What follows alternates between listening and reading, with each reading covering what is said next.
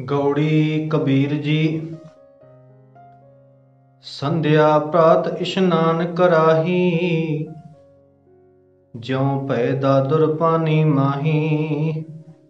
जो पै राम राम रत नाही।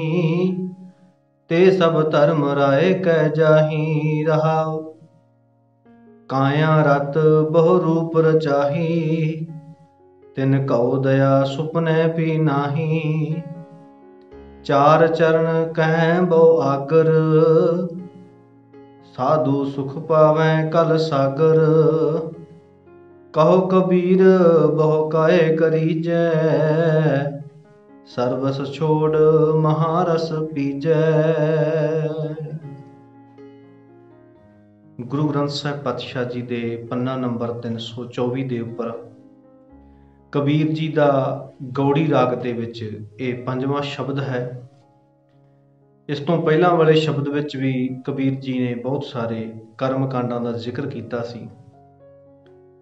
ਇਸ ਸ਼ਬਦ ਵਿੱਚ ਵੀ ਧਰਮ ਦੇ ਨਾਮ ਤੇ ਕੀਤੇ ਜਾਂਦੇ ਉਹਨਾਂ ਕਰਮਾਂ ਦਾ ਜ਼ਿਕਰ ਕੀਤਾ ਹੈ ਜਿਨ੍ਹਾਂ ਨੂੰ ਬਹੁਤ ਮਹਾਨ ਗਿਣਿਆ ਜਾਂਦਾ ਹੈ। ਆਓ ਇਸ ਸ਼ਬਦ ਦੀ ਵਿਚਾਰ ਨਾਲ ਜੁੜਨ ਦਾ ਯਤਨ ਕਰੀਏ ਜੀ। ਵਾਹਿਗੁਰੂ ਜੀ ਕਾ ਖਾਲਸਾ, ਵਾਹਿਗੁਰੂ ਜੀ ਕੀ ਫਤਿਹ। गौड़ी कबीर जी संध्या प्रात इशनान कराही। कहते संध्या ते प्रात, प्रात हुण प्रात का मतलब है सवेरे, प्रभात वेला, ते संध्या का मतलब है शाम का वेला। वैसे तो दोहां वेलिਆਂ ਨੂੰ भी संध्या कह दिंदे आ, पर इत्थे दोवें ਵੱਖਰੇ ਵੱਖਰੇ वेलिਆਂ ਦਾ जिक्र किया, सवेरे ते शाम। बहुत लोग वो है ਜਿਹੜੇ सवेरे ते शाम इशनान करते हैं। ਕਾਹਦੇ ਲਈ ਕਰਦੇ ਹੈ? ਕਹਿੰਦੇ ਕਿ ਅਸੀਂ ਸੁੱਚੇ ਹੋ ਜਾਵਾਂਗੇ।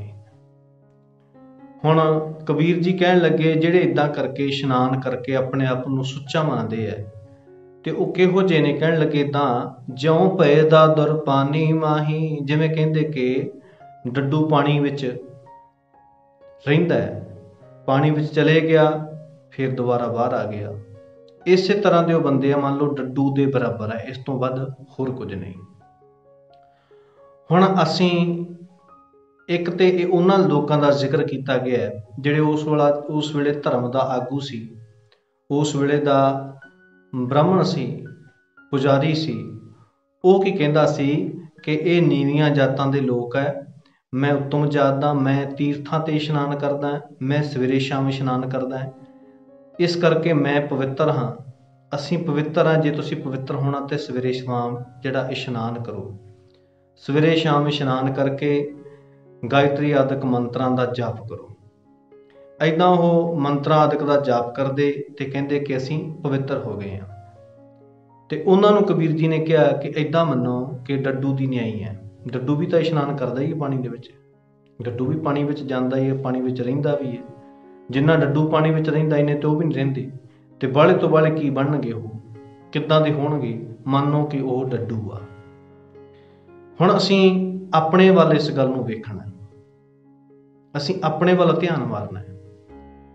ਸਿੱਖ ਪੰਥ ਦੇ ਵਿੱਚ ਕਿਤੇ ਵੀ, ਗੁਰਮਤ ਦੇ ਵਿੱਚ, ਗੁਰੂ ਗ੍ਰੰਥ ਸਾਹਿਬ ਦੇ ਵਿੱਚ ਕਿਤੇ ਵੀ ਅਜਿਹਾ ਕੋਈ ਇੱਕ ਵੀ ਸ਼ਬਦ ਨਹੀਂ ਮਿਲੇਗਾ ਜਿਹਦੇ ਵਿੱਚ ਇਹ ਕਿਹਾ ਗਿਆ ਹੋਵੇ ਕਿ ਪਾਣੀ ਵਿੱਚ ਇਸ਼ਨਾਨ ਕਰਨ ਨਾਲ ਕੋਈ ਮਨੁੱਖ ਪਵਿੱਤਰ ਹੋ ਸਕਦਾ ਹੈ।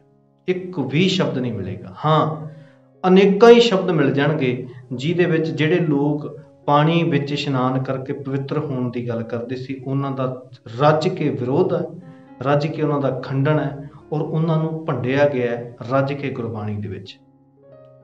ਜਿਵੇਂ ਇੱਕ ਆਸਾ ਕੀ ਵਾਰ ਦੇ ਵਿੱਚ ਗੁਰੂ ਨਾਨਕ ਸਾਹਿਬ ਜੀ ਨੇ ਪੂਰਾ ਸ਼ਬਦ ਹੀ ਉਚਾਰਿਆ, ਸ਼ਲੋਕ ਪੂਰੇ ਦਾ ਪੂਰਾ। ਮਾਨਸ ਖਾਣੇ ਕਰੇ ਨਿਵਾਜ, ਛੁਰੀ ਵਗਾਇਨ ਤਿੰਨ ਕਲ ਦਾਗ, ਤਿੰਨ ਗਲ ਤਾਗ, ਤਿੰਨ ਘਰ ਬ੍ਰਾਹਮਣ ਪੂਰਾ ਨਾਦ, ਉਹਨਾਂ ਪਿਆਵੇ ਉਹੀ ਸਾਧ। ਪੂਰੇ ਸ਼ਬਦ ਦੇ ਵਿੱਚ ਗੱਲ ਕਰਕੇ ਫਿਰ ਕਹਿੰਦੇ ਹੈ, ਕਹੋ ਨਾਨਕ ਸੱਚ ਧਿਆਈਐ, ਸੁੱਚ ਹੋਵੇ ਤਾਂ ਸੱਚ ਪਾਈਏ। ਯਾਨੀ ਸੁੱਚਮਤਾ ਤਾਂ ਹੀ ਹੈ ਜੇ ਸੱਚ ਹੈ, ਨਹੀਂ ਤੇ ਕੋਈ ਸੁੱਚਮਤਾ ਨਹੀਂ।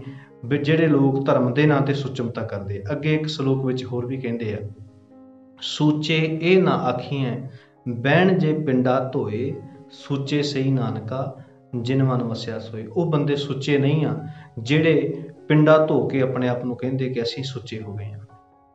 ਇਸ ਤਰ੍ਹਾਂ ਬਹੁਤ ਜਗ੍ਹਾ ਤੇ ਗੁਰੂ ਸਾਹਿਬ ਵੀ ਕਹਿੰਦੇ ਹੈ, ਪਾਣੀ ਚਿੱਤ ਨਾ ਧੋਪਈ ਮੁਖ ਪੀਤੈ ਤਿਖ ਜਾਏ। ਪਾਣੀ ਕਦੇ ਚਿੱਤ ਨੂੰ ਨਹੀਂ ਧੋਂਦਾ, ਇਸ ਲਈ ਪਾਣੀ ਨਾਲ ਕੋਈ ਸੁੱਚਾ ਨਹੀਂ ਹੋ ਸਕਦਾ। ਹਾਂ, ਪਾਣੀ ਨੂੰ ਪੀ ਲਈਏ ਤਾਂ ਪਿਆਸ ਜ਼ਰੂਰ ਮਿਟ ਸਕਦੀ ਹੈ। ਪਾਣੀ ਦਾ ਕੰਮ ਪਿਆਸ ਮਿਟਾਉਣਾ ਤੇ ਹੋ ਸਕਦਾ ਹੈ, ਲੇਕਿਨ ਪਾਣੀ ਪੀਣ ਦੇ ਨਾਲ ਕਿਸੇ ਦਾ ਮਨ ਸੁੱਚਾ ਨਹੀਂ ਹੋ ਜਾਣਾ। ਇਸੇ ਤਰ੍ਹਾਂ ਨਹਾਉਣ ਦੇ ਨਾਲ ਕਿਸੇ ਨੇ ਪਾਣੀ ਨੇ ਸਫਾਈ ਤਾਂ ਕਰ ਸਕਦਾ ਹੈ, ਲੇਕਿਨ ਸੁੱਚਾ ਨਹੀਂ ਕਰ ਸਕਦਾ। ਸੁੱਚਾ ਸ਼ਬਦ ਜਿਹੜਾ ਹੈ, ਦੋਵਾਂ ਸ਼ਬਦਾਂ ਦਾ ਬੜਾ ਫਰਕ ਹੈ, ਇੱਕ ਸਫਾਈ, ਇੱਕ ਸੁੱਚਮਤਾ। ਸੁੱਚਮਤਾ ਨੂੰ ਲੋਕ ਧਰਮ ਦੇ ਵਿੱਚ ਬੜਾ ਉੱਚਾ ਗਿਣਦੇ ਆ। ਸਫਾਈ, ਚਾਹੇ ਕੋਈ ਬੰਦਾ ਧਰਮੀ ਹੈ, ਚਾਹੇ ਰੱਬ ਦਾ ਪੁਜਾਰੀ ਹੋਵੇ ਤੇ ਚਾਹੇ ਨਾ ਪੁਜਾਰੀ ਹੋਵੇ, ਜਿਹਨੇ ਕਦੇ ਵੀ ਕੋਈ ਮੰਦਿਰ ਵਿੱਚ ਨਾ ਗਿਆ ਹੋਵੇ, ਕੋਈ ਗੁਰਦੁਆਰੇ ਨਾ ਗਿਆ ਹੋਵੇ, ਕਿਸੇ ਮਸੀਤ ਵਿੱਚ, ਚਰਚ ਵਿੱਚ, ਕਿਸੇ ਗਿਰਜਾ ਘਰ ਵਿੱਚ ਕਿਤੇ ਵੀ ਨਾ ਗਿਆ ਹੋਵੇ, ਲੇਕਿਨ ਇਸ਼ਨਾਨ ਉਹ ਮਨੁੱਖ ਵੀ ਕਰਦਾ ਹੈ। ਬਹੁਤ ਲੋਕ ਜਿਹੜੇ ਰੱਬ ਦੀ ਹੋਂਦ ਤੋਂ ਮੁਨਕਰ ਹੈ, ਲੇਕਿਨ ਪਾਣੀ ਨਾਲ ਇਸ਼ਨਾਨ ਉਹ ਕਰਦੇ ਹੈ। ਇਸ ਕਰਕੇ ਕਿਉਂਕਿ ਉਹਨਾਂ ਨੂੰ ਪਤਾ ਹੈ ਕਿ ਸਰੀਰ ਨੂੰ ਸਾਫ਼ ਕਰਨ ਵਾਸਤੇ, ਸਫਾਈ ਦੇ ਲਈ ਪਾਣੀ ਦੇ ਨਾਲ ਨਹਾਉਣਾ ਸਾਨੂੰ ਜ਼ਰੂਰੀ ਹੈ। ਉਹ ਆਪਣੀ ਲੋੜ ਮੁਤਾਬਕ ਸਰੀਰ ਗੰਦਾ ਹੋਵੇ, ਮੈਲਾ ਹੋਵੇ, ਉਹ ਨਹਾ ਲੈਂਦੇ ਆ। ਲੇਕਿਨ ਅੱਜ ਸਾਡੇ ਵਿੱਚ ਜਿਹੜੀ ਗੁਰਮਤ ਦੇ ਵਿੱਚ, ਗੁਰਬਾਣੀ ਦੇ ਵਿੱਚ ਜਦੋਂ ਸਾਨੂੰ ਸੁੱਚਮਤਾ ਤੋਂ ਵਾਰ-ਵਾਰ ਰੋਕਿਆ ਗਿਆ, ਅੱਜ ਸਾਡੇ ਲੋਕ ਇੰਨੇ ਜ਼ਿਆਦਾ ਉਸ ਬ੍ਰਾਹਮਣੀ ਕਰਮ ਕਾਂਡਾਂ ਦੇ ਵਿੱਚ ਲੱਗੇ ਹੋਏ ਆ। ਜਿਵੇਂ ਇੱਥੇ ਕਿਹਾ ਗਿਆ, ਸੰਧਿਆ ਪ੍ਰਾਤ ਇਸ਼ਨਾਨ ਕਰਾਈ, ਸਵੇਰੇ ਸ਼ਾਮ ਇਸ਼ਨਾਨ ਕਰਕੇ ਕਹਿੰਦੇ ਕਿ ਸੁੱਚੇ ਆ। ਇਸੇ ਤਰ੍ਹਾਂ ਹੀ ਉਹ ਅੱਜ ਦੇ ਸਾਡੇ ਲੋਕ ਜਿਹੜੇ ਆਪਣੇ ਆਪ ਨੂੰ ਬਹੁਤ ਮਹਾਨ ਸਿੱਖ, ਗੁਰਸਿੱਖ ਕਹਾਉਂਦੇ ਆ, ਉਹ ਵੀ ਕਹਿੰਦੇ ਕਿ ਅਸੀਂ ਸਵੇਰੇ ਅੰਮ੍ਰਿਤ ਵੇਲੇ ਉੱਠ ਕੇ ਇਸ਼ਨਾਨ ਕਰਕੇ, ਇੱਥੋਂ ਤੱਕ ਵੀ ਕਹਿੰਦੇ ਆ ਕਿ ਸਣ ਕੇਸੀ ਤੇ ਕਈ ਕਹਿੰਦੇ ਸਣ ਕੱਪੜਿਆਂ ਸਮੇਤ, ਕੇਸਾਂ ਸਮੇਤ ਅਸੀਂ ਰੋਜ਼ ਸਿਰ ਤੇ ਪਾਣੀ ਪਾਉਣਾ, ਰੋਜ਼ ਇਸ਼ਨਾਨ ਕਰਦੇ ਹਾਂ। ਇਹ ਬੜਾ ਜ਼ਰੂਰੀ ਹੈ, ਇਹਦੇ ਨਾਲ ਅਸੀਂ ਪਵਿੱਤਰ ਹੋ ਜਾਵਾਂਗੇ, ਇਹ ਜ਼ਰੂਰੀ ਹੈ। ਜੇ ਕਿਸੇ ਨੇ ਇਸ਼ਨਾਨ ਨਾ ਕੀਤਾ ਤੇ ਉਹਨੂੰ ਕਿਹਾ ਜਾਂਦਾ ਕਿ ਬਿਨਾਂ ਇਸ਼ਨਾਨ ਕਰੇ ਤੂੰ ਗੁਰਦੁਆਰੇ ਵੀ ਨਹੀਂ ਜਾ ਸਕਦਾ। ਯਾਨੀ ਇੱਕ ਤੇ ਹੁੰਦਾ ਕਿ ਸਾਫ਼ ਹੋ ਕੇ ਜਾਣਾ, ਉਹ ਤਾਂ ਆਮ ਮਨੁੱਖ ਹਮੇਸ਼ਾ ਹੀ ਜਦੋਂ ਵੀ ਕਿਤੇ ਜਾਂਦਾ, ਇੱਥੋਂ ਤੱਕ ਕਿ ਕੋਈ ਮਨੁੱਖ ਜਦੋਂ ਆਪਣੇ ਕਿਸੇ ਕੰਮ ਤੇ ਜਾਂਦਾ, ਕੋਈ ਦਫ਼ਤਰ ਜਾਵੇ, ਕੋਈ ਆਫਿਸ ਜਾਵੇ, ਬੰਦਾ ਨਹਾ ਕੇ ਜਾਂਦਾ ਹੈ, ਇਸ਼ਨਾਨ ਕਰਕੇ ਜਾਂਦਾ ਹੈ। ਉਹਨੂੰ ਪਤਾ ਕਿ ਸਾਫ਼ ਹੋ ਕੇ ਜਾਣਾ, ਸਾਰਾ ਦਿਨ ਮੈਂ ਕੰਮਕਾਰ ਕਰਨਾ ਹੈਗਾ। ਇਸੇ ਤਰ੍ਹਾਂ ਕਿਸੇ ਵੀ ਕੋਈ ਸਕੂਲ ਦੇ ਵਿੱਚ ਵਿਦਿਆਰਥੀ ਜਾਂਦਾ, ਉਹ ਇਸ਼ਨਾਨ ਕਰਕੇ ਜਾਂਦਾ ਹੈ। ਕਿਸੇ ਦੁਕਾਨਦਾਰ ਕੋਈ ਜਾਵੇ ਤਾਂ ਉਹ ਵੀ ਇਸ਼ਨਾਨ ਕਰਕੇ ਜਾਂਦਾ ਕਿ ਜਿਹੜਾ ਦਿਮਾਗ ਹੈ ਫਰੈਸ਼ ਹੋ ਜਾਏ, ਸਰੀਰ ਫਰੈਸ਼ ਹੋ ਜਾਏ। ਉਹ ਤਾਂ ਇੱਕ ਸਧਾਰਨ ਜਿਹੀ ਗੱਲ ਹੈ। ਲੇਕਿਨ ਇੱਕ ਇਹ ਕਹਿਣਾ ਕਿ ਜੇ ਤੂੰ ਬਿਨਾਂ ਨਹਾਤੇ ਆ ਗਿਆ, ਤੂੰ ਬਹੁਤ ਮਾੜਾ ਕੰਮ ਕਰ ਦਿੱਤਾ, ਇਹ ਮਹਾਨ ਕਾਰਜ ਸੀ ਜਿਹੜਾ ਤੂੰ ਕੀਤਾ ਨਹੀਂ। ਕਈ ਤੇ ਇੱਥੋਂ ਤੱਕ ਵੀ ਸਾਡੇ ਲੋਕ ਮੰਨਦੇ ਆ, ਭਾਵੇਂ ਬਾਣੀ ਪੜ੍ਹੀ ਹੋਵੇ ਭਲਾ ਨਾ ਪੜ੍ਹੀ ਹੋਵੇ, ਲੇਕਿਨ ਸਵੇਰੇ ਇਸ਼ਨਾਨ ਕਰਨਾ ਬੜਾ ਜ਼ਰੂਰੀ ਹੈ। ਉਸ ਇਸ਼ਨਾਨ ਨੂੰ ਸੁੱਚਮਤਾ ਦੇ ਨਾਲ ਜੋੜਿਆ ਜਾਂਦਾ ਹੈ। ਸਫਾਈ ਨਾਲ ਜੋੜਿਆ ਜਾਵੇ ਤਾਂ ਸਹਿਜ ਗੱਲ ਹੈ, ਲੇਕਿਨ ਉਹਨੂੰ ਸੁੱਚਮਤਾ ਦੇ ਨਾਲ ਜੋੜ ਕੇ ਉਸ ਇਸ਼ਨਾਨ ਨੂੰ, ਸਿਰਫ ਇਹੀ ਨਹੀਂ, ਫਿਰ ਇਸ਼ਨਾਨ ਜਿਹੜਾ ਹੈ, ਫਿਰ ਤੀਰਥਾਂ ਤੇ ਜਾ ਕੇ ਇਸ਼ਨਾਨ ਕਰਨਾ। ਪੰਡਤ ਜਿਹੜਾ ਕਿਸੇ ਗੰਗਾ ਤੇ, ਯਮੁਨਾ ਤੇ, ਸਰਸਵਤੀ ਤੇ, ਪ੍ਰਯਾਗਰਾਜ ਤੇ ਕਿਤੇ ਨਾ ਕਿਤੇ ਇਸ਼ਨਾਨ ਕਰਕੇ ਕਹਿੰਦਾ ਸੀ ਮੈਂ ਪਵਿੱਤਰ ਹੋ ਗਿਆ। ਸਾਡੇ ਲੋਕ ਮੰਨਦੇ ਆ ਕਿ ਅਸੀਂ ਕਿਸੇ ਸਰੋਵਰ ਦੇ ਵਿੱਚ ਜਾ ਕੇ ਅਸੀਂ ਪਵਿੱਤਰ ਹੋ ਜਾਵਾਂਗੇ। ਉਹ ਕਹਿੰਦਾ ਸੀ ਗੰਗਾ ਤੇ ਜਾ ਕੇ ਸਾਡੇ ਜਿਹੜਾ ਰੋਗ ਆ ਜਿਹੜੇ ਉਹ ਮੁਕਤ ਹੋ ਜਾਂਦੇ, ਰੋਗਾਂ ਤੋਂ, ਪਾਪਾਂ ਤੋਂ ਮੁਕਤ ਹੋਣੇ। ਇਹ ਕਹਿੰਦੇ ਕਿ ਅਸੀਂ ਸਰੋਵਰ ਦੇ ਪਾਣੀ ਵਿੱਚ ਨਹਾ ਕੇ ਰੋਗਾਂ ਤੋਂ ਮੁਕਤ ਹੋਵਾਂਗੇ। ਉਹ ਗੰਗਾ ਜਲ ਲਿਆ ਕੇ ਲੋਕਾਂ ਨੂੰ ਪਿਆਉਂਦਾ ਸੀ।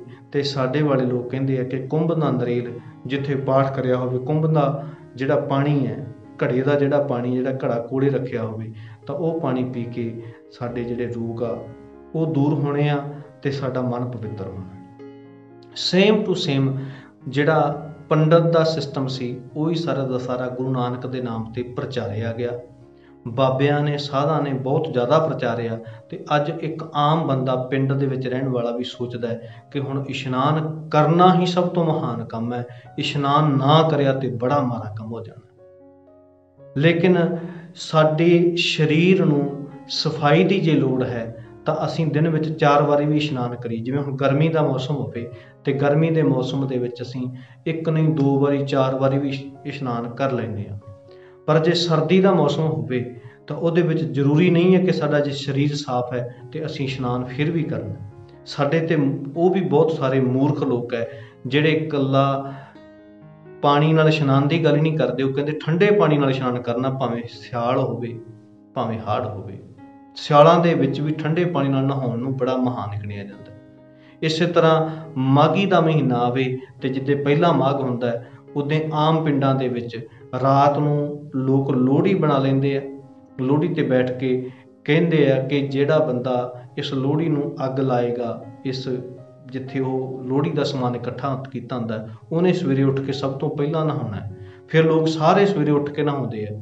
ਮੁਕਤਸਰ ਦੇ ਵਿੱਚ ਜਾ ਕਹਿੰਦੇ ਆ ਕਿ ਅਸੀਂ ਉੱਥੇ ਜਾ ਕੇ ਮਾਘੀ ਨਹਾ ਕੇ ਆਉਣਾ।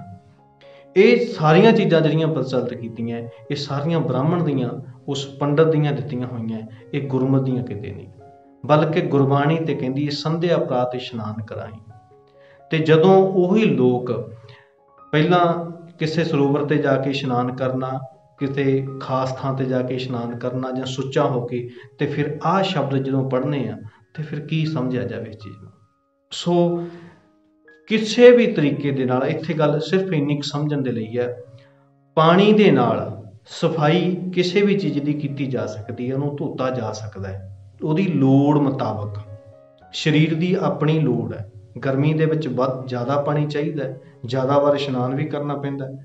ਤੇ ਜਦੋਂ ਸਰਦੀ ਹੋਵੇ ਤਾਂ ਉਹ ਜ਼ਰੂਰੀ ਨਹੀਂ ਹੈ ਕਿ ਇਸ਼ਨਾਨ ਕੀਤਾ ਹੀ ਸਭ ਤੋਂ ਵੱਡਾ ਕੰਮ ਹੋ ਜਾਣਾ। ਸਰੀਰ ਦੀ ਲੋੜ ਮੁਤਾਬਕ ਸਫਾਈ ਜ਼ਰੂਰੀ ਹੈ, ਲੇਕਿਨ ਕਿਸੇ ਵੀ ਤਰੀਕੇ ਦੇ ਨਾਲ ਸੁੱਚਮਤਾ ਨਹੀਂ। ਇਸੇ ਤਰ੍ਹਾਂ ਹੱਥਾਂ ਨੂੰ, ਜਿਹੜਾ ਕਈ ਲੋਕ ਹੱਥਾਂ ਨੂੰ ਵਾਰ-ਵਾਰ ਧੋਂਦੇ ਆ, 5-5 ਵਾਰ ਹੱਥਾਂ ਨੂੰ ਧੋਣਾ। ਪਹਿਲਾਂ ਤੇ ਕਈ ਡੇਰਿਆਂ ਦੇ ਵਿੱਚ ਇਹ ਸਿਸਟਮ ਸੀ ਕਿ ਸਾਬਣ ਨਹੀਂ ਲਾਉਣੀ, ਮਿੱਟੀ ਦੇ ਨਾਲ ਹੱਥਾਂ ਨੂੰ ਮਾਂਜਣਾ। ਉਹ ਲੋਕ ਹੱਥਾਂ ਨੂੰ 5-5 7-7 ਵਾਰੀ ਮਾਂਜਣਾ ਜ਼ਰੂਰੀ ਰੱਖਦੇ ਆ। ਉਹ ਆਪਣੇ ਡੇਰਿਆਂ ਦੇ ਵਿੱਚ ਜਿਹੜੇ ਬੱਚਿਆਂ ਨੂੰ, ਵਿਦਿਆਰਥੀਆਂ ਨੂੰ ਪੜ੍ਹਾਉਂਦੇ, ਉਹਨਾਂ ਨੂੰ ਸਿੱਖਿਆ ਹੀ ਦਿੱਤੀ ਜਾਂਦੀ ਹੈ ਕਿ ਤੁਸੀਂ 5 ਵਾਰੀ ਘੱਟੋ ਘੱਟ ਰੇਤੇ ਦੇ ਨਾਲ ਹੱਥ ਮਾਂਜ ਕੇ ਆਪਣੇ ਹੱਥ ਸੁੱਚੇ ਕਰਨੇ ਆ। ਇਸੇ ਤਰੀਕੇ ਦੇ ਨਾਲ ਉਹ ਥੜਿਆਂ ਨੂੰ ਵੀ ਧੋਣਾ। ਉਹਨਾਂ ਨੇ ਨਿਸ਼ਾਨ ਸਾਹਿਬ ਦਾ ਜਿਹੜਾ ਥੜਾ ਹੁੰਦਾ ਹੈ, ਤੇ ਉਹਨੂੰ ਪਹਿਲਾਂ ਥੜਾ ਸਾਹਿਬ ਕਹਿਣਾ, ਫਿਰ ਉਸ ਥੜੇ ਨੂੰ ਕੱਚੀ ਲੱਸੀ ਦੇ ਨਾਲ ਜਾਂ ਪਾਣੀ ਦੇ ਨਾਲ ਨਹਾਉਣਾ। ਇੱਥੋਂ ਤੱਕ ਕਿ ਕਈ ਲੋਕ ਸਰਦੀ ਦੇ ਵਿੱਚ ਉਹ ਕਹਿੰਦੇ ਆ ਕਿ ਥੜੇ ਨੂੰ ਗਰਮ ਪਾਣੀ ਨਾਲ ਨਹਾਈਏ, ਕਿਉਂਕਿ ਇਹਨੂੰ ਲੋੜ ਹੈ। ਉਹਨੂੰ ਨਹਾਉਣਾ ਹੀ, ਧੋਣਾ ਉਹਨੂੰ ਪੁੰਨ ਸਮਝਿਆ ਜਾਂਦਾ ਹੈ। ਇਸੇ ਤਰ੍ਹਾਂ ਜਿੱਥੇ ਗੁਰੂ ਗ੍ਰੰਥ ਸਾਹਿਬ ਦਾ ਪ੍ਰਕਾਸ਼ ਹੋਵੇ, ਉਹ ਜਗ੍ਹਾ 'ਚ ਝਾੜਿਆਂ ਸਰ ਸਕਦਾ ਹੈ, ਸਾਫ਼ ਕੀਤਿਆਂ ਸਰ ਸਕਦਾ ਹੈ, ਤਾਂ ਵੀ ਉਸ ਨੂੰ ਧੋ ਦੇਣਾ, ਕੱਚੀ ਲੱਸੀ ਦੇ ਨਾਲ ਧੋ ਦੇਣਾ। ਇਹ ਸਾਰੇ ਦੀ ਸਾਰੀ ਜਿਹੜੀ ਘਟਨਾ, ਇੱਥੋਂ ਤੱਕ ਕਿ ਦਰਬਾਰ ਸਾਹਿਬ ਅੰਮ੍ਰਿਤਸਰ ਦੇ ਵਿੱਚ ਖਾਸ ਕਰ ਉਹਨੂੰ ਸੁੱਚਾ ਕਰਨ ਦੇ ਲਈ ਪਾਣੀ ਵਿੱਚ ਦੁੱਧ ਪਾ ਕੇ, ਉਹਨੂੰ ਕੱਚੀ ਲੱਸੀ ਬਣਾ ਕੇ, ਉਹਨੂੰ ਦੁੱਧ ਦਾ ਇਸ਼ਨਾਨ ਕਰਾਇਆ ਜਾਂਦਾ, ਉੱਥੇ ਧੋਤਾ ਜਾਂਦਾ ਹੈ।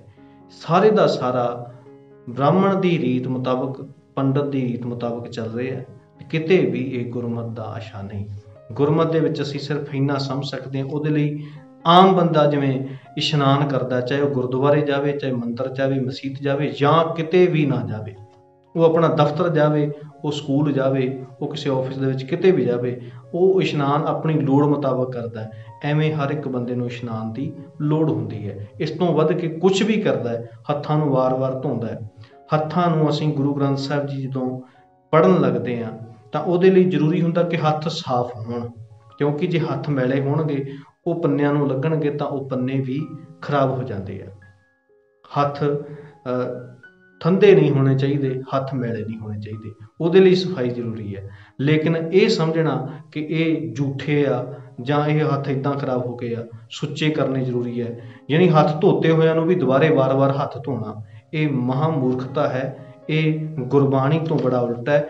ਤੇ ਜਿਵੇਂ ਇਹਦੇ ਵਿੱਚ ਸ਼ਬਦ ਵਿੱਚ ਕਿਹਾ ਗਿਆ ਹੈ ਕਿ ਸੰਧਿਆ ਪ੍ਰਾਤ ਇਸ਼ਨਾਨ ਕਰਾਹੀਂ, ਜਿਉਂ ਭਏ ਦਾਦਰ ਪਾਣੀ ਮਾਹੀ। ਮਾਨੋ ਡੱਡੂ ਦੀ ਤਰ੍ਹਾਂ ਹੈ, ਡੱਡੂ ਵੀ ਪਾਣੀ ਵਿੱਚ ਜਾਂਦਾ, ਰੋਜ਼ ਇਸ਼ਨਾਨ ਕਰੀ ਜਾਂਦਾ, ਏਦਾਂ ਉਹ ਇਸ਼ਨਾਨ ਕਰੀ ਜਾਂਦੇ। ਡੱਡੂ ਤੋਂ ਵੱਧ ਕੇ ਕੁਝ ਹੋਰ ਨਹੀਂ ਹੋ ਸਕਦੇ। ਅੱਗੇ ਕਹਿੰਦੇ, ਜੋ ਪੈ ਰਾਮ ਰਾਮ ਰਤ ਨਾਹੀ, ਤੇ ਸਭ ਧਰਮ ਰਾਏ ਕਹਿ ਜਾਹੀ। ਰਹਾਉ ਦੇ ਬੰਦ ਵਿੱਚ ਕਹਿਣ ਲੱਗੇ,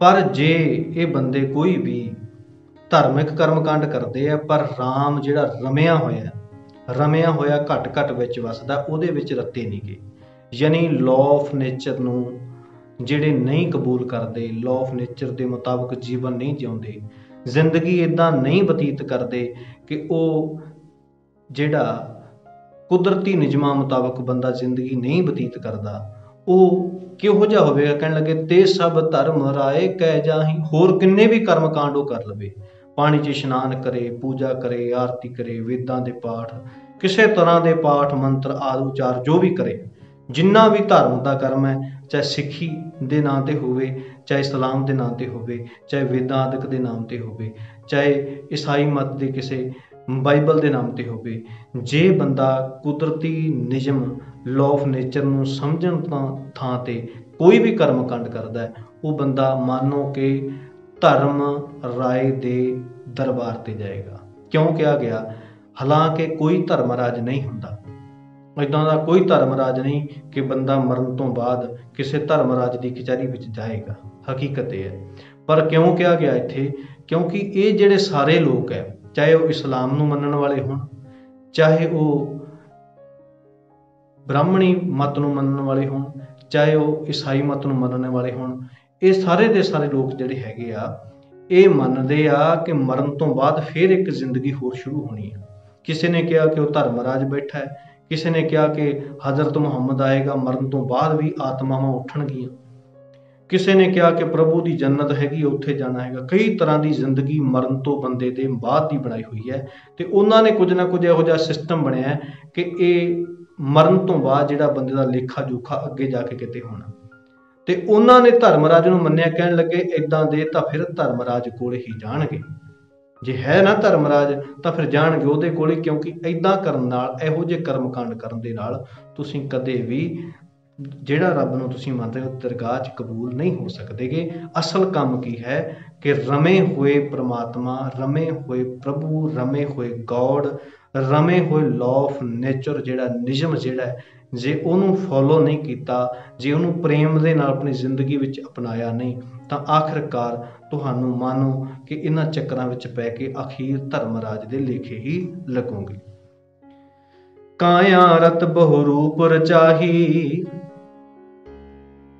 ਤਿਨ ਕੋ ਦਇਆ ਸੁਪਨੇ ਪੀ ਨਾਹੀ। ਅੱਗੇ ਕਹਿਣ ਲੱਗੇ ਬਹੁਤ ਬੰਦੇ ਕਾਇਆ ਵਿੱਚ ਰਤੇ ਹੋਏ, ਯਾਨੀ ਆਪਣੀ ਕਾਇਆ ਨਾਲ ਪਿਆਰ ਕਰਨ ਵਾਲੇ। ਹੁਣ ਕਿਹੜੇ ਕਿਹੜੇ ਲੋਕ ਹੈ ਕਾਇਆ ਦੇ ਨਾਲ ਪਿਆਰ ਕਰਨ ਵਾਲੇ? ਇੱਕ ਤੇ ਉਹ ਲੋਕ ਹੈ ਜਿਹੜੇ ਯੋਗ ਮਤ ਦੇ ਸਾਧਨਾਂ ਦੇ ਨਾਲ, ਉਹ ਕਹਿੰਦੇ ਆ ਕਿ ਇਦਾਂ ਇਦਾਂ ਦੇ ਆਸਣ ਲਾਉਣ ਦੇ ਨਾਲ, ਜਿਹੜਾ ਸਰੀਰ ਨੂੰ ਇਦਾਂ ਮੋੜਨ ਦੇ ਨਾਲ, ਕਈ ਤਰ੍ਹਾਂ ਦੇ ਆਸਣ ਲਗਾ ਲਗਾ ਕੇ ਕੇਵਲ ਸਰੀਰ ਦੀਆਂ ਕਿਰਿਆਵਾਂ ਤਾਂ ਕਰਦੇ ਰਹਿੰਦੇ ਆ, ਹੋਰ ਸੰਸਾਰ ਦੇ ਉੱਤਮ ਕੰਮ ਜਿਹੜੇ ਹੈ, ਦੂਜਿਆਂ ਦੀ ਭਲਾਈ ਦੇ ਕੰਮ, ਸਮਾਜ ਦੀ ਭਲਾਈ ਦੇ ਕੰਮ, ਸਮਾਜ ਦੇ ਵਿਕਾਸ ਦੇ ਕੰਮ, ਉਹ ਕੋਈ ਨਹੀਂ ਕਰਦੇ। ਸਮਾਜ ਤੋਂ ਭਗੌੜੇ ਹੋ ਕੇ ਸਰੀਰਕ ਕਿਰਿਆਵਾਂ ਬਾਹਰ ਬੈਠੇ, ਕੋਈ ਪਹਾੜਾਂ ਦੇ ਵਿੱਚ, ਕੰਦਰਾਂ ਦੇ ਵਿੱਚ ਬੈਠੇ ਕਰੀ ਜਾਂਦੇ ਆ। ਉਹਨਾਂ ਦੇ ਮਨ ਵਿੱਚ ਕਿਤੇ ਵੀ ਦਇਆ ਨਹੀਂ ਉਪਜਦੀ, ਕਿਉਂਕਿ ਦਇਆ ਤਾਂ ਉਪਜੇਗੀ ਜੇ ਉਹ ਸੰਸਾਰ ਦੇ ਵਿੱਚ ਆਪਣੀ ਜ਼ਿੰਮੇਵਾਰੀ ਨਿਭਾਉਣਗੇ।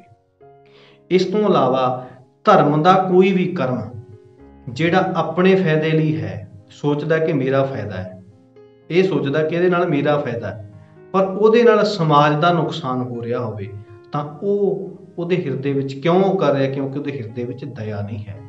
ਜਿਵੇਂ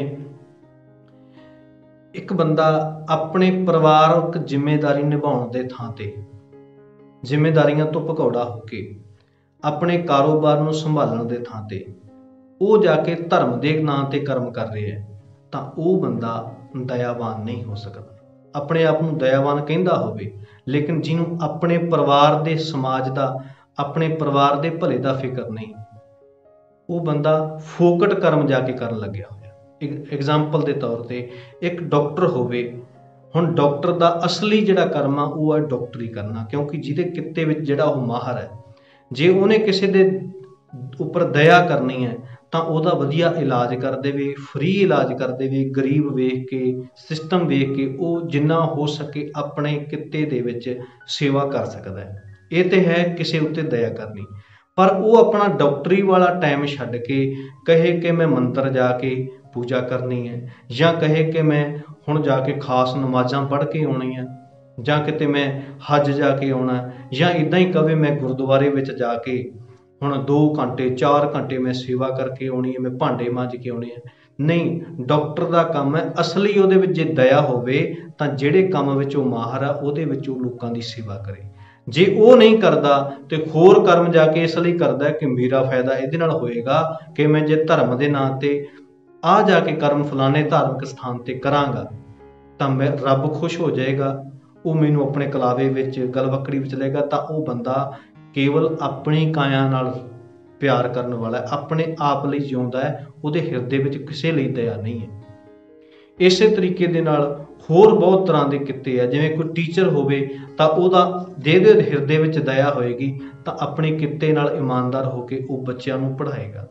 ਪਰ ਜੇ ਉਹ ਆਪਣੇ ਸਮਝ ਲਵੇ ਕਿ ਇਹ ਕਿੱਤਾ ਤਾਂ ਮੇਰਾ ਜੋਬ ਹੈ, ਇਹਨੂੰ ਕਰਨ ਦੇ ਥਾਂ ਤੇ ਉਹ ਧਾਰਮਿਕ ਸਥਾਨ ਤੇ ਜਾ ਕੇ ਸੇਵਾ ਕਰਦਾ ਹੋਵੇ, ਕਿਤੇ ਭਾਂਡੇ ਮਾਂਜਣ ਦੀ ਸੇਵਾ ਕਰ ਰਿਹਾ ਹੋਵੇ, ਕਿਤੇ ਝਾੜੂ ਪੋਚਾ ਲਾਉਣ ਦੀ ਸੇਵਾ ਕਰ ਰਿਹਾ ਹੋਵੇ, ਨਹੀਂ, ਝਾੜੂ ਪੋਚਾ ਲਾਉਣ ਵਾਲੇ ਜਿਹੜੇ ਹੈਗੇ ਨੇ ਉਹਨਾਂ ਨੇ ਕਰਨੀ ਹੈ, ਤੇਰਾ ਕੰਮ ਹੈ ਬੱਚਿਆਂ ਨੂੰ ਪੜ੍ਹਾਉਣਾ। ਉੱਥੇ ਆਪਣੀ ਜ਼ਿੰਮੇਵਾਰੀ ਪੂਰੀ ਨਿਭਾਉਣੀ ਨਹੀਂ, ਪਰ ਇਹ ਸੋਚਣਾ ਕਿ ਧਰਮ ਦੇ ਥਾਂ ਤੇ ਜੇ ਮੈਂ ਜਾ ਕੇ ਕੰਮ ਕਰਾਂ ਤਾਂ ਉਹਦੇ ਨਾਲ ਮੇਰਾ ਭਲਾ ਹੋਣਾ। ਤਾਂ ਉਹ ਆਪਣੀ ਹੀ ਨਾਲ ਸਵਾਰਥ, ਆਪਣੇ ਸਵਾਰਥ ਨਾਲ ਹੀ ਜੁੜਿਆ ਹੋਇਆ, ਆਪਣੀ ਕਾਇਆ ਨਾਲ ਹੀ ਜੁੜਿਆ ਹੋਇਆ।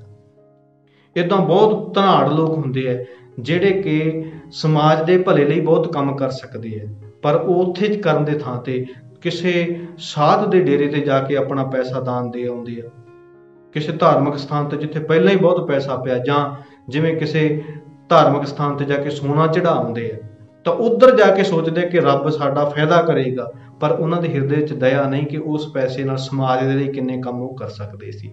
ਤਾਂ ਉਹ ਬੰਦਿਆਂ ਲਈ ਇਹ ਸ਼ਬਦ ਆਇਆ, ਕਾਇਆ ਰਤ ਬਹੁ ਰੂਪ ਰਚਾਹੀ, ਬਹੁਤ ਤਰ੍ਹਾਂ ਦੇ ਰੂਪ ਉਹ ਬਣਾਉਂਦੇ ਆ। ਇਸੇ ਤਰ੍ਹਾਂ ਵੱਡੇ ਵੱਡੇ ਅੱਗੇ ਰਾਜੇ ਵੀ ਪੁਰਾਣੇ ਸਮਿਆਂ ਵਿੱਚ ਹੋਏ। ਹੁਣ ਰਾਜੇ ਦਾ ਜਿਹੜਾ ਕਰਮ ਸੀਗਾ, ਰਾਜੇ ਦਾ ਕਰਮ ਸੀ ਆਪਣੀ ਪ੍ਰਜਾ ਦੀ ਬਹੁਤ ਵਧੀਆ ਤਰੀਕੇ ਨਾਲ ਉਹ ਸੇਵਾ ਕਰਦਾ, ਨਿਆਂ ਕਰਦਾ, ਸਮਾਜ ਦੇ ਦੇਸ਼ ਦੇ ਭਲੇ ਲਈ ਕੰਮ ਕਰਦਾ। ਉਹ ਸਾਰਾ ਕੁਝ ਛੱਡ ਕੇ ਧਾਰਮਿਕ ਕਰਮ ਕਾਂਡਾਂ ਦੇ ਪਿੱਛੇ ਰਾਜ ਛੱਡ ਗਿਆ ਤੇ ਯੋਗ ਮਤ ਜਾ ਕੇ ਧਾਰਨ ਕਰ ਲਿਆ। ਕਈ ਵੱਡੇ ਵੱਡੇ ਰਾਜੇ ਭਗੀਰਥ ਵਰਗੇ ਰਾਜ ਦੀ ਜਿਹੜੀ ਸੇਵਾ ਸੀ ਉਹ ਤਾਂ ਉਹਨਾਂ ਨੇ ਕੀਤੀ ਨਹੀਂ, ਜਿਸ ਦੇ ਉਹ ਕਾਬਲ ਵੀ ਸੀ, ਤੇ ਜੋ ਉਹਨਾਂ ਦੇ ਕੋਲ ਸੇਵਾ ਸੀ ਸਮਾਜ ਦੇ ਭਲੇ ਦੀ, ਉੱਥੇ ਤਾਂ ਕੰਮ ਕੀਤਾ ਨਹੀਂ, ਬਲਕਿ ਉਹਨੂੰ ਤਿਆਗ ਕੇ, ਉਹਨੂੰ ਛੱਡ ਕੇ, ਤਿਆਗੀ ਹੋਣ ਦਾ ਹੰਕਾਰ ਵੀ ਨਾਲ ਲੈ ਗਿਆ ਤੇ ਨਾਲ ਜਾ ਕੇ ਪਹਾੜਾਂ ਦੇ ਵਿੱਚ ਜਾ ਕੇ ਬੈਠ ਕੇ ਤਪ ਕਰਨ ਲੱਗ ਪਿਆ। ਐਸੇ ਬੰਦਿਆਂ ਦੇ ਲਈ ਕਿਹਾ ਕਿ ਬੜੇ ਰੂਪ ਤਾਂ ਬਣਾ ਲਏ ਕੇਵਲ ਆਪਣੇ ਲਈ, ਪਰ ਕਦੇ ਹਿਰਦੇ ਵਿੱਚ ਦਇਆ ਨਹੀਂ ਆਈ ਕਿ ਤੁਸੀਂ ਕੰਮ ਹੋਰ ਬਹੁਤ ਕਰ ਸਕਦੇ ਸੀ। ਇੱਕ ਇੰਜੀਨੀਅਰ ਦਾ ਕੀ ਕੰਮ ਹੈ, ਉਹ ਕੰਮ ਉਹ ਆਪਣਾ ਕਰੇ। ਇੱਕ ਡਾਕਟਰ ਦਾ ਕੀ ਕੰਮ, ਆਪਣੀ ਕਿੱਤੇ ਦੀ ਜ਼ਿੰਮੇਵਾਰੀ ਨਿਭਾਏ। ਇੱਕ ਟੀਚਰ ਦਾ ਕੀ ਕੰਮ, ਉਹ ਆਪਣੀ ਜ਼ਿੰਮੇਵਾਰੀ ਨਿਭਾਏ।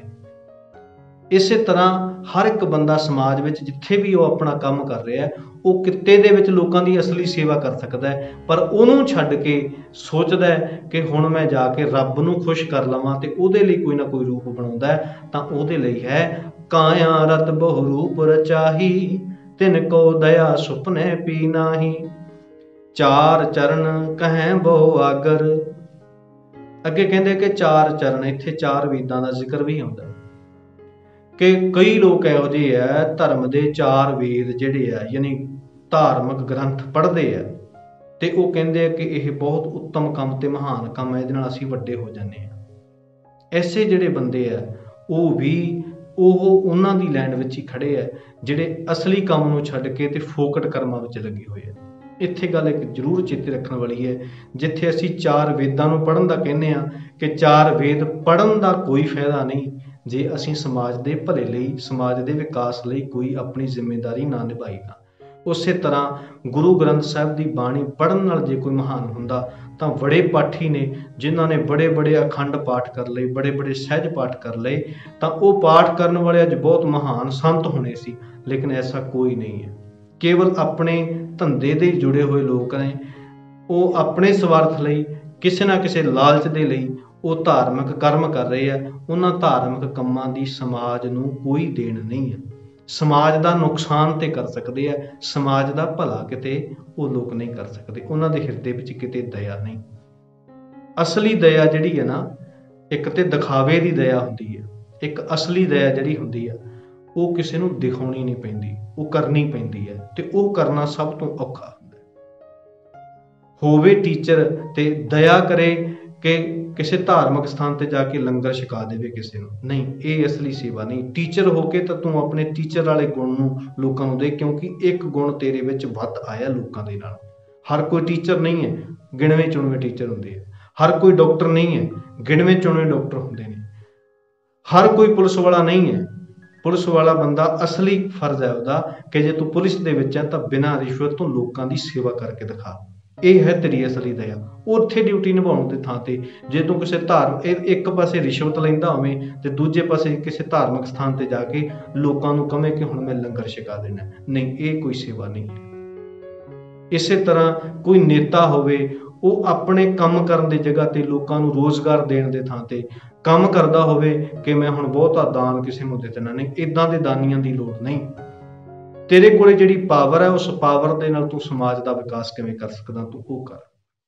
ਲੋਕਾਂ ਦੀ ਸੇਵਾ ਕਿਵੇਂ ਕਰ ਸਕਦਾ ਹੈ। ਇਸੇ ਤਰ੍ਹਾਂ ਧਾਰਮਿਕ ਕੰਮ ਕਰਨ ਵਾਲੇ ਲੋਕ ਜਿਹੜੇ ਦਿਖਾਵੇ ਵਾਲੇ ਲੋਕ ਨੇ, ਇਹ ਆਪਣੇ ਕਿੱਤੇ ਦੇ ਨਾਲ ਜੁੜੇ ਹੁੰਦੇ ਆ। ਇਹਨਾਂ ਕਿੱਤੇ ਦੇ ਨਾਲ ਜੁੜੇ ਹੋਏ ਲੋਕਾਂ ਦਾ ਸਮਾਜ ਨੂੰ ਕੋਈ ਲਾਭ ਨਹੀਂ ਹੁੰਦਾ। ਉਹ ਤੇ ਇੱਦਾਂ ਹੀ ਹੈ ਜਿਵੇਂ ਪੰਡਿਤ ਵੇਦ ਪੜ੍ਹ ਕੇ ਆਪਣੇ ਫਾਇਦੇ ਦੇ ਲਈ ਲੋਕਾਂ ਨੂੰ ਲੁੱਟਦੇ ਸੀ, ਇੱਦਾਂ ਹੀ ਅੱਜ ਗੁਰਦੁਆਰਿਆਂ ਦੇ ਬਹੁਤਾਤ ਗ੍ਰੰਥੀ, ਰਾਗੀ, ਪ੍ਰਚਾਰਕ, ਸੰਤ, ਸਾਧ, ਬਾਬੇ ਜਿੰਨੇ ਵੀ ਨੇ, ਉਹ ਕੇਵਲ ਆਪਣੇ ਸਵਾਰਥ ਦੇ ਲਈ ਲੋਕਾਂ ਨੂੰ ਭਰਮਾਂ ਦੇ ਵਿੱਚ ਪਾ ਰਹੇ ਆ।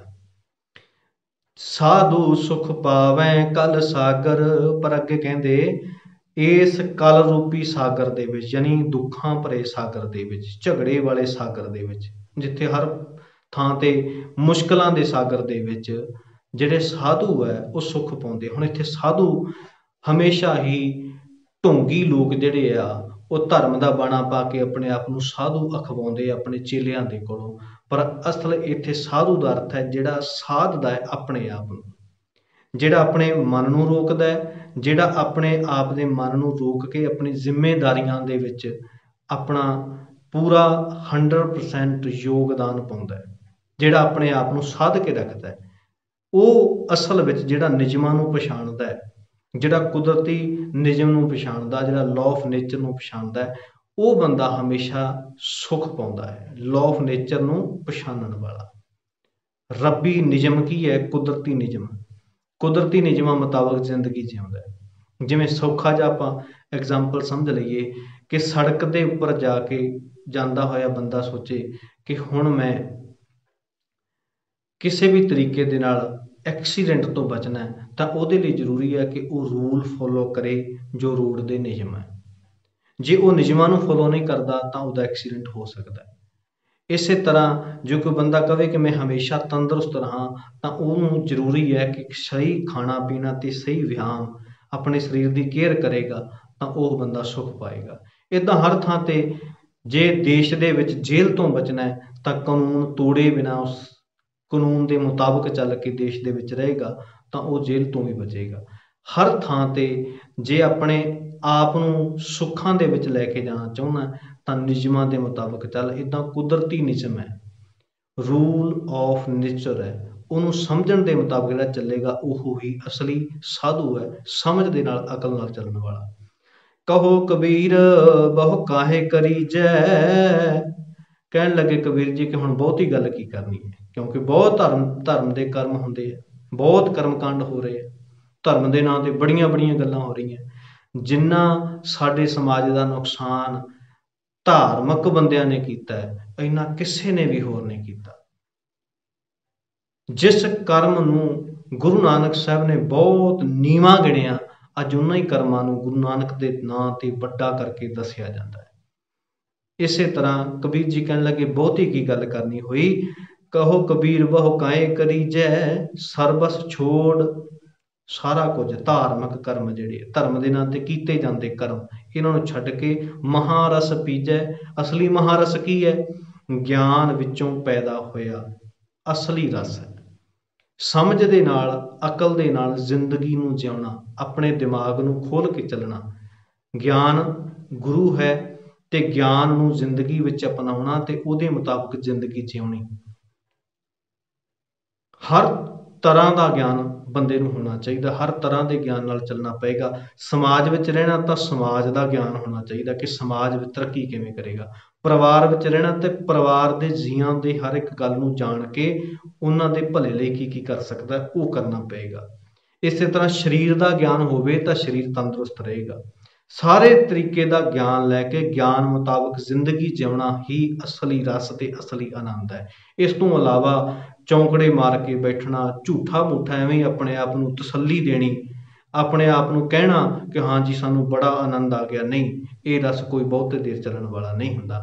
ਅਸਲੀ ਰਸ ਹੈ ਜ਼ਿੰਦਗੀ ਇੰਨੇ ਵਧੀਆ ਤਰੀਕੇ ਨਾਲ ਜਿੰਦਾ ਦਿਲੀ ਨਾਲ ਜੀਵੀ ਜਾਵੇ, ਗਿਆਨ ਦੇ ਨਾਲ ਜੀਵੀ ਜਾਵੇ, ਤਾਂ ਉਹ ਅਸਲੀ ਮਹਾਰਸ ਹੈ ਜਿਹੜਾ ਕਦੇ ਵੀ ਗਵਾਚਦਾ ਨਹੀਂ। ਇੰਨੀਆਂ ਬੇਨਤੀਆਂ ਪ੍ਰਵਾਨ ਕਰਨੀਆਂ ਜੀ। ਵਾਹਿਗੁਰੂ ਜੀ ਕਾ ਖਾਲਸਾ, ਵਾਹਿਗੁਰੂ ਜੀ ਕੀ ਫਤਿਹ।